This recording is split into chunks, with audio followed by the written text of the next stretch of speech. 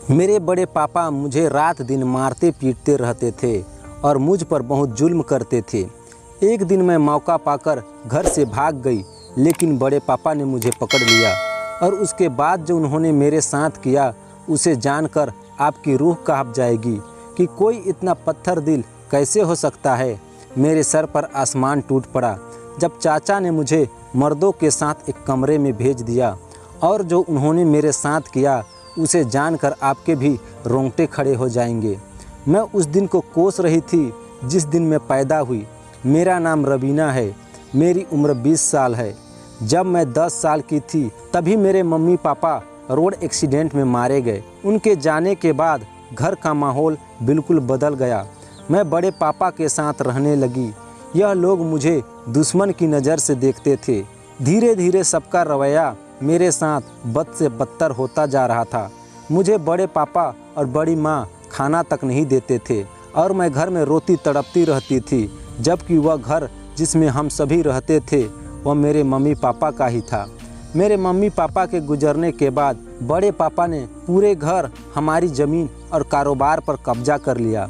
वह सब कुछ अपने नाम करना चाहते थे और इसलिए उन्होंने कई बार मुझे मारने की कोशिश भी की थी। लेकिन एक रात मौका पाकर मैं घर से भाग गई और भागते भागते मैं सड़क के किनारे पहुंच गई। उस वक्त वहां से एक बस गुजर रही थी और बिना कुछ बोले समझे मैं उस बस में बैठ गई। बस थोड़ी ही दूर चली थी और बस कंडक्टर मेरे पास आया और कहा कि टिकट चाहिए मैडम। मेरे पास एक भी रुपये नहीं थे, इसलिए मैं उससे अपना चेहरा छुपाने की कोशिश करने लगी, लेकिन उसने मुझे पहचान लिया और बड़े पापा को खबर कर दी। मैं घर से भाग रही थी, बस स्टैंड पर रुकी हुई थी और डर की वजह से मेरी सांसें भी कम हो रही थी कि बड़े पापा तो आज मुझे जान से ही मार डालेंगे। कि बड़े पापा गांव के 4-5 आदमियों के साथ मुझे लेने आ गए। बड़े पापा का चेहरा गुस्से से लाल हो रहा था, लेकिन उस वक्त उन्होंने सबके सामने मुझे कुछ भी नहीं किया और घर ले जाकर उन्होंने मुझको बहुत मारा पीटा। धमकी देते हुए कमरे में बंद करके चले गए कि कल का दिन तेरा इस गांव से आखिरी दिन होगा। बहुत शौक है ना तुझे भागने का, तुझे तो मैं कल सुबह बताता हूँ। कल से तेरी ज़िंदगी नरक बन जाएगी। उनकी बातें सुनकर मेरा दिमाग सुन पड़ गया। मेरी आंखों के आगे अंधेरा सा छा गया। मैं कुछ समझ ही नहीं पा रही थी कि आखिर कल मेरे साथ क्या होगा। वही सोचकर मेरे रोंगटे खड़े होने लगे और रोती रोती न जाने कब मेरी आंख लग गई। सुबह मेरी आंख कमरे के दरवाजे खटखटाने की आवाज़ से खुली। अपने सामने बड़े पापा को खड़ा देखकर मैं बहुत डर गई थी कि अब मेरे साथ वह क्या करेंगे। और तभी उन्होंने मुझे घसीटते हुए बाहर ले गए और बड़ी बेदर्दी से मुझे एक बड़ी सी गाड़ी में फेंक दिया, जैसे किसी कचरे को फेंकते हैं। वह गाड़ी गोवा जा रही थी और मेरे साथ गाड़ी में और भी 10-12 लड़कियां मौजूद थी। मैं समझ ही नहीं पा रही थी कि आखिर ये सब क्या हो रहा है। फिर मुझे पता चला कि हमें एक कोठे में बेच दिया गया है और यह सुनते ही मेरे पैरों के नीचे से ज़मीन निकल गई थी। मेरे सगे बड़े पापा ने दौलत के लालच में अपने भाई की बेटी को ही बेच दिया। मैं छत पर खड़ी गली को देखकर अपने अतीत को याद कर रही थी। गोवा की यह सबसे तंग गली थी। शाम होते ही रंगीन होने लगती थी। दिन में वह किसी वीरान बस्ती से कम नहीं दिखती थी, पर शाम होते ही किसी दुल्हन के जैसी नज़र आने लगती थी। इस शहर की सबसे बदनाम गली थी, जहां शरीफ लोग बस रात के अंधेरे में आया करते थे। आज मैं बहुत उदास थी और छत में आकर अकेली ही खड़ी हो गई थी और आने जाने वाले लोगों को देख रही थी और सोच रही थी कि कैसे कुछ सालों में मेरी ज़िंदगी पूरी तरह से बदल गई। और मैं इस बात से अनजान थी कि मेरी ज़िंदगी में आज फिर से एक नया मोड़ आने वाला है। यह सोचते हुए मैं अपने आप से कहने लगी कि लगता है कि आज भी कोई ग्राहक नहीं आएगा, और यह मैं सोचकर सिगरेट जला लिया। मैंने बहुत कोशिश की थी उस गंदगी से भागने की, पर हर बार मुझे हार ही नसीब होती थी। साथ में मेरी बहुत पिटाई भी होती थी। ऐसी पिटाई होती कि 1-2 दिन तक मुझे होश ही नहीं आता था। एक बार जो उस कोठी पर आ जाता उसका वापस जाना नामुमकिन था। मेरे अलावा यहाँ न जाने और कितनी लड़कियाँ भी जो इस धंधे में कुछ मजबूरी के कारण तो कुछ अपनी मर्जी से आई थी। पहले सब यहाँ से भागने की कोशिश करती, लेकिन बाद में अपनी किस्मत समझ लेती। बिंदिया आंटी सबको खरीदने और बेचने का काम किया करती थी। उसकी मर्जी के बिना यहाँ पर एक पत्ता तक नहीं हिलता था। पुलिस भी उनके ख्वाब खाती थी। अचानक एक हाथ मेरे कंधों पर पड़ा और मैं अपनी अतीत की दुनिया से बाहर आई। मैं पीछे मुड़कर देखा तो मेरे सामने 25 साल का स्मार्ट नौजवान लड़का खड़ा था। उसका नाम रोशन था। उसने आंखों के इशारों से मुझे अपने कमरे में चलने को कहा। मैंने सिगरेट फेंकी और उसके साथ चली गई। सारी रात वह मेरे बदन से खेलता रहा और सुबह होते ही उसने खुश होकर मुझे 10,000 थमा दिए। मैंने 5,000 उसे वापस कर दिए तो वह मुझसे कहने लगा, अरे यह भी रख लो, तुम्हारे ही हैं। मैंने कहा, नहीं साहब, हराम का खाने की आदत नहीं है, जितना काम उतने पैसे। तो यह सुनकर उस लड़के ने कहा, क्या नाम है तुम्हारा? मैंने उनसे कहा, नाम जानकर क्या करोगे साहब? उस लड़के ने कहा, इतनी खुददार लड़की मैंने पहली बार देखी है। मैंने कहा, जैसा मेरा धंधा है इसमें नाम आम की ज़रूरत नहीं पड़ती है, आओ अपना काम करो और निकल जाओ। उस लड़के को मेरी बातें अजीब लगी और उससे भी ज़्यादा मेरा मिजाज, और कहने लगा, बड़ी बेपरवाह है तू। और मुझे नज़र भर के देखने के बाद वह कमरे से बाहर निकल गया। कुछ दिन ऐसे ही निकल गए कि एक शाम को फिर से उसी गली में रोशन आया। वह एक बड़ी कंपनी में अच्छी पोस्ट में जॉब करता था। उसने चारों तरफ देखा लेकिन मैं उसे कहीं दिखाई नहीं आई। तो वह ऊपर आ गया और ऊपर जाते ही लड़कियों ने उसे घेर लिया। हर कोई उसकी मेहमान नवाजी को तैयार था। तभी बिंदिया आंटी ने सबको दूर करते हुए कहा, अरे लड़कियों हटो, और रोशन की तरफ देखते हुए कहने लगी, तुम्हें कौन सी लड़की चाहिए? जिस पर उंगलियां रखोगे वही तुम्हारी। रोशन बोला, वह कहाँ है? बिंदिया आंटी बोली, अरे कौन है वो? रोशन बोला, मैं जिस लड़की के साथ पिछली बार आया था। बिंदिया आंटी कहने लगी, उस लड़की का नाम जानते हो? तो वह कहने लगा कि उस लड़की ने अपना नाम नहीं बताया था। इतने में ही मैं वहां आ गई। उस लड़के ने मेरी तरफ उंगली कर दी और वहां खड़ी सभी लड़कियां मेरी तरफ देखकर मुंह बनाते हुए चली गई कि पता नहीं पारुल ने इस लड़के को ऐसा क्या कर दिया है। मैं रोशन के साथ अंदर कमरे में चली गई, लेकिन उस रात उसने मेरे साथ कुछ भी नहीं किया, बस चुपचाप बैठे हुए मुझे देखता जा रहा था। तो यह देखकर मैंने उससे बोला, ऐसे क्या देख रहे हो? जिस काम के लिए आए हो वो तो करो और निकलो। तो वह कहने लगा, तुम इतनी खूबसूरत हो कि कोई भी तुम्हारे लिए अपनी जान तक दे दे, लेकिन तुम इस दलदल में कैसे आई? मैंने कहा, मैं तुम्हारे हर सवाल का जवाब देना जरूरी नहीं समझता हूँ, मेरा काम है तुम जैसों का मन बहलाना। रोशन कहा, पर आज मैं तुमसे खेलने नहीं आया हूँ, मैं खुद नहीं जानता हूँ मैं यहाँ पर क्यों आया हूँ, पर यहाँ खींचा चला आया, तुम्हारे बारे में जानने की इच्छा होने लगी। रोशन यह कहते हुए बिस्तर पर लेट गया। उसकी बातें सुनकर मैं उससे बोला कि आप जैसे लोगों के लिए ऐसी लड़कियां सिर्फ एक रात की मेहमान हुआ करती है, पर दिन में आप जैसे बड़े लोग हमें पहचानते तक नहीं हैं। मैंने दुपट्टा अपने कंधे पर रखते हुए कहा। तो रोशन बोला, तुम्हारी बातें बहुत कड़वी है पर सच है। यह कहते हुए उसने सिगरेट जलाने लगा और एक सिगरेट उसने मेरी तरफ भी बढ़ा दी। मैं मन से सिगरेट पी रही थी। रोशन कुछ देर बैठा रहा, पर मैंने उसकी हर बात को घुमा फिरा कर ही जवाब दिया, माना मैं जवाब देना ही नहीं चाहती थी। रोशन अपनी जेब से 2,000 रुपये निकाले और मेरी तरफ बढ़ा दिया। यह देखकर मैंने बोला, जब कुछ किया ही नहीं तो फिर पैसे क्यों?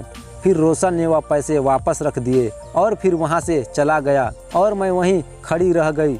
इतने सालों में मेरे साथ ऐसा पहली बार हुआ था कि कोई ग्राहक बिना छुए हुए वापस चला गया। हर रात मेरा सामना नए नए लोगों से होता था। कभी उनसे डर जाती थी तो कभी उनकी डिमांड और मुझे उनके पैसे के बदले उनकी हर बात माननी पड़ती थी।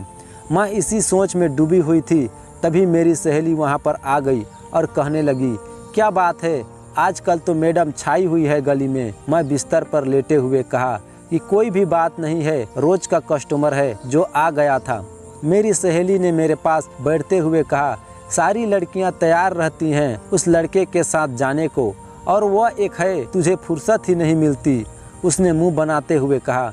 तो मैंने कहा, अरे मुंह क्यों बनाती हो मेरी जान, कस्टमर है, कौन सा मेरा आशिक है जो तुम इतनी जल रही हो। कुछ देर इधर उधर की बातें होती रही फिर हम दोनों बाहर चले गए। उधर रोशन का बुरा हाल था। वह हर वक्त मेरे बारे में ही सोचता रहता था। मेरा रूप, मेरी अदाएं, मेरी आंखें, मेरी बातें उसके सामने नाचती रहती।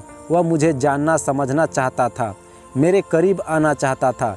मेरे पास हर शाम आना उसकी रोज़ की आदत हो चुकी थी। कभी कभी तो मेरे लिए कीमती सामान भी लाया करता था। काफ़ी मिन्नत के बाद मैं कभी कभी उसके गिफ्ट रख लिया करती थी। एक शाम जब रोशन कोठे पर आया तो उसे मैं कहीं भी नहीं दिखी। उसने बिंदिया आंटी से पूछा कि रवीना कहाँ है। बिंदिया आंटी ने कहा कि बिजी है, आज तुम किसी और लड़की से काम चला लो। रोशन को यह सुनकर धक्का लगा और वहाँ से चला गया। अब रोशन किसी और लड़की से बात करता था। कुछ दिन गुजरने के बाद रोशन को मौका मिल गया। उसने मुझे देखा तो उसका मन किया कि भागकर मुझे गले से लगा ले, पर वह ऐसा नहीं कर पाया। कमरे में आते ही मैंने कहा, काफ़ी दिनों के बाद याद आई है हमारी। तो उसने कहा कि बिंदिया आंटी ने मुझे बताया कि तुम बहुत बिजी हो रही हो। मैंने कहा, हाँ, वह बाज़ार से कुछ खास मेहमान आए हुए थे, उसमें ही बिजी थी। यह सुनकर रोशन कहने लगा, तुम यह सब काम छोड़ क्यों नहीं देती। मैंने कहा, क्या? तो उसने कहा, हर मर्द के साथ रात बिताना। मैंने कहा, फिर तुम क्या हो? तुम भी तो मेरे लिए एक गैर मर्द ही हो। मेरी बात को सुनकर रोशन को दर्द सा महसूस हुआ और वह बोल पड़ा, हमारा कोई रिश्ता नहीं है क्या? मैंने कहा, एक वैश्या का एक शरीफ इंसान से क्या रिश्ता हो सकता है, और अगर आप कोई रिश्ता भी होगा तो उसे शराफत की दुनिया के आप जैसे लोग नाजायज रिश्ता कहते हैं, जिसका सच काली रातों की रंगोलियों में छुपा हुआ है। मेरी दर्द भरी आवाज़ में बात करते देख रोशन बोला, लेकिन मुझे अच्छा नहीं लगता है जब कोई और तुम्हें छूता है, तुम्हें देखता है, तुम्हारे पास आता है। मैंने कहा, रोशन से तुम्हें क्यों नहीं अच्छा लगता? तुम भी तो मेरे साथ वही सब करते हो और मेरा यही पेशा है। तो रोशन गुस्से से चिल्लाते हुए कहने लगा, क्योंकि मैं तुमसे प्यार करने लगा हूँ, तुम्हें चाहने लगा हूँ, तुम्हारे बिना नहीं रह सकता हूँ। जब तक कोई तुम्हें छूता है तो मेरे तन बदन में आग लग जाती है। मैं नहीं बर्दाश्त कर सकता हूँ तुम्हें किसी और के साथ। उनकी बातें सुनकर तो मेरा मुंह खुला का खुला रह गया। रोशन मेरे दोनों हाथ अपने हाथों में लेकर कहने लगा, हाँ, मैं तुमसे प्यार करता हूँ और तुमसे शादी करना चाहता हूँ और तुम्हें इस दलदल से बाहर निकालना चाहता हूँ और तुम्हारे साथ कहीं दूर जाकर एक नई दुनिया बसाना चाहता हूँ। मैं नहीं जानता हूँ कि तुम्हारे दिल में क्या है, लेकिन मैं तुम्हें यहाँ से बाहर निकालना चाहता हूँ। और फिर एक दूसरे को जानते पहचानते हुए सुबह हो जाती है और रोशन को मुझे यह कहते हुए चला गया, रवीना, अपना ध्यान रखना, मैं जल्दी से तुम्हें लेने आ जाऊँगा। लेकिन वह 2 महीने तक वापस नहीं आया और मैं हमेशा उसकी यादों में खोई खोई सी रहती थी। मेरा यहाँ किसी भी काम में मन नहीं लगता था। अब मैं बहुत ही कम अपने ग्राहकों के साथ रात बिताती थी। कभी पेट दर्द का बहाना बनाती तो कभी सर दर्द का बहाना बनाती थी। सभी ग्राहक झगड़ा गाली गलौज करने लगे। कुछ ने तो आना ही बंद कर दिया था। बिंदिया आंटी का आधा धंधा तो बिल्कुल ठप होने लगा था। एक दिन बिंदिया आंटी ने मुझे अकेले में बुलाया और मुझसे पूछने लगी, क्या बात है रवीना, आजकल ग्राहक तुमसे क्यों खुश नहीं रहते हैं? क्या चल रहा है तेरे दिमाग में? मैं उनसे कुछ भी नहीं बोल पाई, बस इतना ही कहा कि अब मैं यह काम और नहीं कर सकती, मेरा मन नहीं करता है यह सब करने का। यह सुनकर बिंदिया आंटी बोली, हाँ रवीना, मैं सब जानती हूँ तेरा मन क्यों नहीं लगता है। आजकल तेरा मन उस लड़के में जो लग गया है। मैंने कहा, नहीं आंटी, ऐसी बात नहीं है। आंटी ने कहा, कहीं तुम्हें रोशन से मोहब्बत तो नहीं हो गई है? इधर आ, मेरे पास बैठ। मैं जाकर आंटी के पास बैठ गई। आंटी कहने लगी, देख रवीना, हमारे धंधे में यह सब नहीं चलता है। मैंने अपना असर आंटी के घुटनों में रख दिया और कहने लगी, रोशन मुझे बहुत मोहब्बत करता है और शादी भी करना चाहता है। इतने सालों में मुझे कभी एहसास भी नहीं हुआ, पता नहीं क्यों, पर उसकी हर बात पर, वादे पर भरोसा करने को दिल करता है। वह इतना स्मार्ट है कि मुझे इसके सिवा कुछ अच्छा भी नहीं लगता है। आंटी कहने लगी, हर खूबसूरत चीज़ धोखा देती है। तू उसके प्यार में कमज़ोर पड़ चुकी है, इसलिए ऐसी बड़ी बड़ी बातें कर रही है। अभी भी वक्त है, रोक ले खुद को। मैंने कहा, मैंने रोशन को तन मन से अपना माना है, मुझे वह कभी धोखा नहीं देगा। आज तक मैंने आपकी हर बात मानी है। आज मेरी एक छोटी सी बात आप मान लो, मुझे उसके साथ शादी करने दो। बिंदिया आंटी ने कहा कि ठीक है, मैं तेरी खुशियों के आगे नहीं आना चाहती हूँ, लेकिन तू जिस रास्ते पर जा रही है वहाँ सिर्फ और सिर्फ अंधेरा ही अंधेरा है, जो तुम्हारी पहचान था। मैंने कहा, नहीं आंटी, रोशन बहुत ही अच्छा लड़का है, वह हमेशा मेरा साथ देगा और मैं मोहब्बत में हूँ। मोहब्बत में ऐसा ही होता है, अब यह कदम पीछे नहीं हटेंगे। यह सुनकर आंटी बोली, तो ठीक है, अब यह दरवाज़ा हमेशा के लिए तेरे लिए बंद हो चुके हैं। इतना कहकर आंटी वहाँ से चली गई। कुछ दिन बाद रोशन मुझे लेने आ गया और मैं उसके साथ खुशी खुशी वहाँ से निकल गई, लेकिन वह मुझे अपने घर ले जाने के बदले एक होटल के रूम में ले जाकर गया। वहाँ पहले से एक आदमी मौजूद था। रोशन ने मुझसे कहा, रवीना, ये मेरे बॉस हैं, आज रात तुम इन्हें खुश कर दो ताकि मुझे प्रमोशन मिल जाए।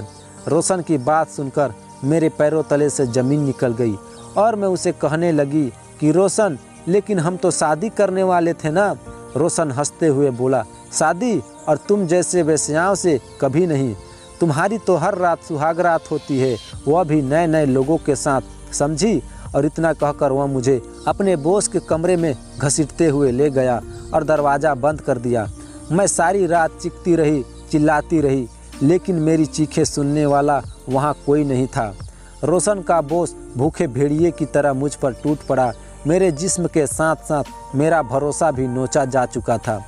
मैं उसके सामने बेबस हो चुकी थी, जिंदा लाश की तरह बिस्तर पर पड़ी थी। मेरे जिस्म से खेल लेने के बाद बॉस कमरे से बाहर गया और रोशन के कंधे पर हाथ रखते हुए कहा, वाह रोशन, मज़ा आ गया, ऐसी बला की खूबसूरती तो मैंने पहली बार देखी है। रोशन कहने लगा, थैंक यू सर, यह तोहफा तो बस आपके लिए ही था। बहुत पापड़ बेलने पड़े थे इसके लिए, तब जाकर यह मिली है। अब तो मेरा प्रमोशन पक्का है ना सर? बॉस ने कहा, अरे हाँ भाई, बस एक दो बार इस फूल का रस पान और कर लूँ, इसके बाद तुम्हारा प्रमोशन पक्का। यह कहकर बॉस वहाँ से चला गया और रोशन संतुष्टि का भाव लिए वही बड़े सिगरेट जलाने लगता है। तभी मैं लड़खड़ाते हुए वहाँ आता हूँ और रोशन से कहती हूँ कि तुमने मुझे धोखा दिया है। तो रोशन कहने लगा कि तुम पैसों के लिए यह सब पहले से ही तो करती थी, तो आज और कर लिया तो क्या हो गया। और हाँ, फ्री में नहीं करवाया है, इसके पैसे तुम्हें मिल जाएंगे, लेकिन जब जब मैं कहूँ तुम्हें मेरा साथ देना होगा, मैं तुम्हारी लाइफ बना दूंगा। मैंने कहा, और शादी? रोशन ने कहा, तुम जैसी लड़कियों की शादी नहीं होती है। और यह कहकर वहाँ से जाने लगा। मैं पीछे से गन उसकी पीठ पर रखी और धीरे से उसके कान में कहा, हमारी शादी नहीं होती होगी, पर हमारे सीने में भी दिल जरूर होता है। और इतना कहकर मैं रोशन को गोली मार दी और फिर खुद को भी ख़त्म कर दिया। आपको यह कहानी कैसी लगी हमें कमेंट करके ज़रूर बताएं। और अगर वीडियो अच्छी लगी तो वीडियो को लाइक, शेयर और चैनल में अगर नए हैं तो चैनल को सब्सक्राइब करना ना भूलें। धन्यवाद।